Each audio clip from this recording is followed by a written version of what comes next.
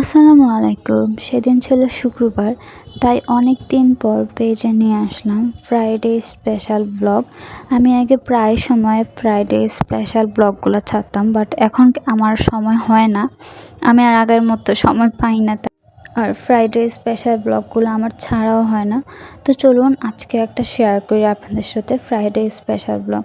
সেদিন খুবই সুন্দর বাতাস ছিল, আর আমার রুম দিয়ে এত সুন্দর করে বাতাস আসছিল, জাস্ট একদম মনটা জুড়িয়ে যাচ্ছিল, এত ভালো লাগতেছিল।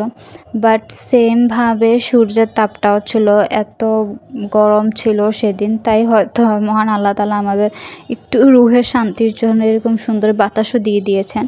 দেখলে বুঝতে পারবেন একদম সব কিছু লাইটিং হয়ে আছে, এত পরিমাণ রোদ পড়ছিল সেদিন। তবুও আমার কাছে সেই দিনটা খুবই বেশি ভালো লেগেছিল, কারণ প্রচণ্ড পরিমাণ বাতাস ছিল, যেটা আমি খুবই এনজয় করেছি।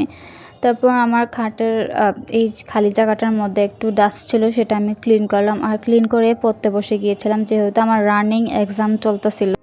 আর ফাইনাল এক্সাম হলে সবারই একটু টেনশন হয়, আর আমি যতগুলা ব্লগে আপ দিব প্রায় সবগুলোর মধ্যে আমার এক্সাম রিলেটেড থাকবে, কজ আমার এক্সাম প্রায় 1 থেকে 1.5 মাস ধরে চলেছিল।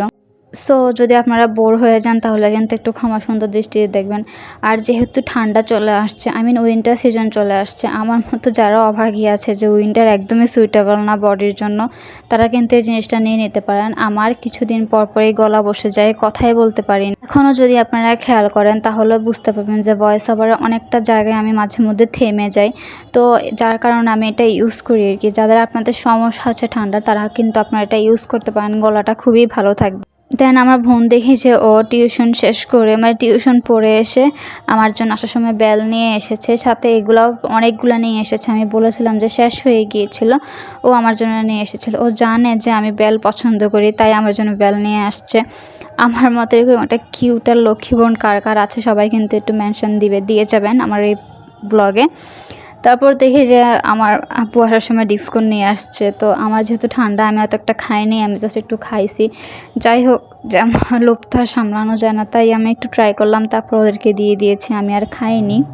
আর তোমরা মেয়েরা, তোমাদেরকে বলতেছি বাবার বাড়িতে থাকাকালীনই সুখ করে যাও, কারণ অতিরিক্ত ভাগ্যবতী না হলে কিন্তু শ্বশুর বাড়িতে গিয়ে সুখ করতে পারবে না। এই কথাটা কেন বলছি আমি বলতেছি এখন। সেদিন ফ্রাইডে যেহেতু ছিল, তো আমি বলেছিলাম যে আমি পোলাও আর সিঙ্গেল যে মিট আছে গরুর মাংস ওইটা খাবো।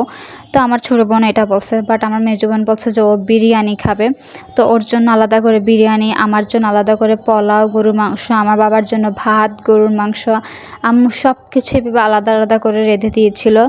তারপর বিকালে নাস্তার জন্য চটপটিও একটু মেক করে রেখে দিয়েছিল।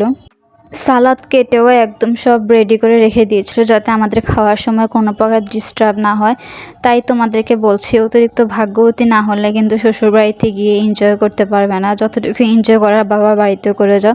তারপর এখানে আমার আম্মু আবার আমার বাবার জন্য একটু মাসকলাইয়ের ডালও রান্না করেছিল। আমার বাবা একটু ডাল খেতে খুবই পছন্দ করে। তো যাই হোক, দুপুর টাইমে আমি আমার ড্রেসগুলো নিতে এসেছি, একদম রোদে পুরো শুকিয়ে গিয়েছিল। তারপর ড্রেসগুলো আমি সুন্দর করে ভাঁজ করে রেখে উঁচু করে নামাজ পড়ে ফেলবো। নামাজ পড়ে তারপর খাওয়া দাওয়াও শেষ করে নিই। যেহেতু শুক্রবার, তো দুপুরে একটু ভাত ঘুম দেওয়াই লাগে, এটা একদম ম্যান্ডেটরি, আর না শুলে নাই হয়। তারপর আমরা শুয়ে শুয়ে একটু রেস্ট করলাম, আর সন্ধ্যার দিকে আমি এরকম তেঁতুলের গোলা বানিয়েছি, যেগুলো খেতে খুবই অসাধারণ ছিল। এটার রেসিপি জানতে চাইলে অবশ্যই আমাকে কমেন্ট করে জানাবেন। তো এই ছিল আমার আজকের ভিডিওটা যদি ভালো লেগে থাকে তাহলে অবশ্যই লাইক কমেন্ট এবং শেয়ার করে দিয়ে আমার পাশে থাকবেন, এবং আমার পেজটিকে ফলো করে দিবেন।